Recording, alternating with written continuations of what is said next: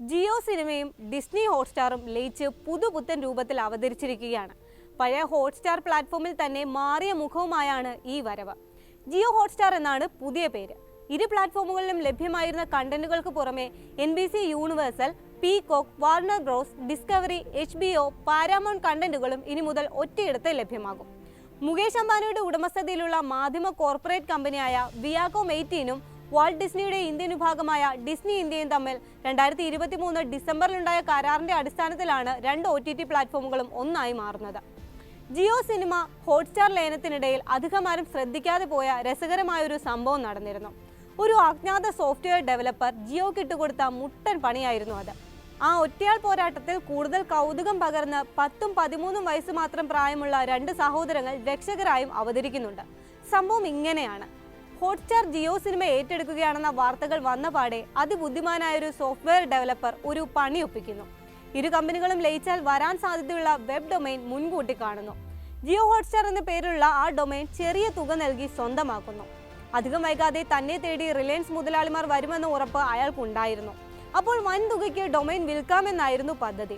ഡൽഹി സ്വദേശിയാണ് ഇനിയും പേര് വെളിപ്പെടുത്തിയിട്ടില്ലാത്ത ആ വെബ് ഡെവലപ്പർ.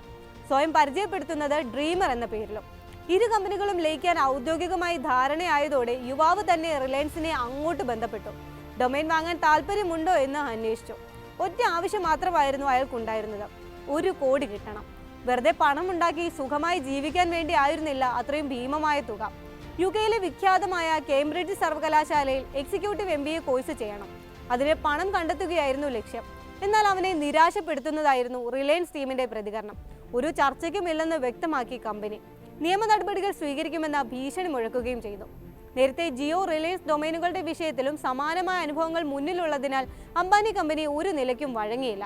കേംബ്രിഡ്ജ് പഠനം ദിവാസ്വപ്നമാകുമോ എന്ന് ആശങ്കപ്പെട്ടെടുത്താണ് പുതിയൊരാശയം തലയിൽ ഉദിച്ചത്. ഡൊമൈൻ വാങ്ങാൻ താല്പര്യമുള്ള മറ്റാരെങ്കിലും ഉണ്ടാകുമോ എന്ന് അന്വേഷിക്കണം. ഈ അലച്ചിലിനിടയിലാണ് കൗമാരക്കാരായ രണ്ട് സഹോദരങ്ങൾ വലിയ ഓഫറുമായി മുന്നിൽ പ്രത്യക്ഷപ്പെടുന്നത്. ദുബൈയിൽ കഴിയുന്ന ഇന്ത്യൻ വംശജരായ ജയ്നാം ജെയിനും ജീവിക ജെയിനുമായിരുന്നു അവർ. ജയ്നാമിന് വയസ്സ് 13ഉം ജീവികയ്ക്ക് 10ഉം. JJ ഫൺ ടൈം എന്ന പേരിലും JJM മിഷൻ ഡയറി എന്ന പേരിലും സ്വന്തമായി 2 യൂട്യൂബ് ചാനലുണ്ട് ഇരുവർക്കും. അൺബോക്സിംഗും ചലഞ്ചുകളും ശാസ്ത്ര പരീക്ഷണങ്ങളും പോഡ്കാസ്റ്റുകളും എല്ലാമായിരുന്നു കണ്ടന്റുകൾ.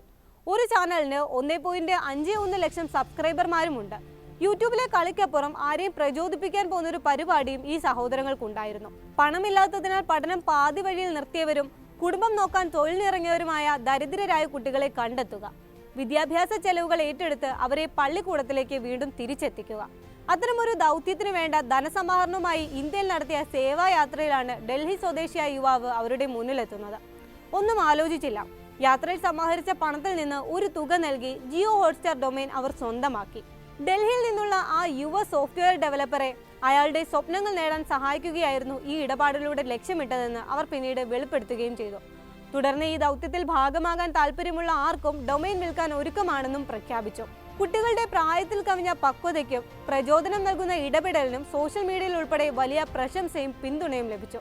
എന്നാൽ വെബ് ഡൊമൈൻ പിന്നീട് റിലയൻസ് തന്നെ സ്വന്തമാക്കിയെങ്കിലും ആ ഇടപാടിന്റെ ഒരു വിവരവും ഇതുവരെ പുറത്തു വന്നിട്ടില്ല.